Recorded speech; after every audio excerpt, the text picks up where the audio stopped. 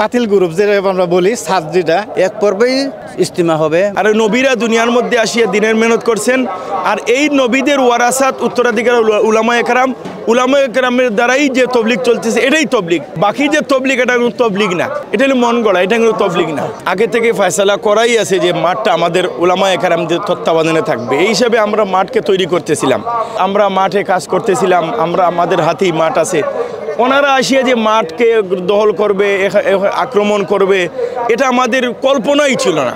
এরা হঠাৎ করে আসিয়া মাঠের মধ্যে ঢুকিয়া তারা মাঠ দখল করে। আমাদের এই যে সহিংসতা, মানুষদেরকে মারামারি, শরীয়তের মধ্যে তো এটা কোনোভাবেই নাই। যে এইটাই মূল ওলামায়ে কেরাম যে দিক নির্দেশে দিবে সেই দিক অনুযায়ী আমরা চলবো। মনে হয় যারা জেনারেল লাইনে শিক্ষিত তারা এই আখেরাত সম্বন্ধে কিছু জানে না। এটাই আগামীতে এক পর্বেই ইস্তিমা হবে বা এক পর্বেই তাবলিগ চলবে ইনশাআল্লাহ। সূরা নিজামি এইটাই উল্লেখ বড়।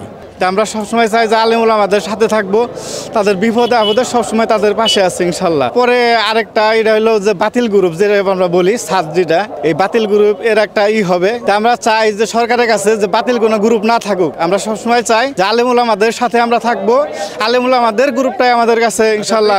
আমরা আলেম ওলামার যে গ্রুপটা একটাই থাকবে, কোনো বাতিল কোনো গ্রুপ থাকবে না। যেখানে গ্রুপ থাকবে একটা, আমরা কোনো বাতিল গ্রুপের সাথে থাকতে চাই না, কোনো বাতিল গ্রুপ বাংলাদেশে থাকবো না ইনশাল্লাহ।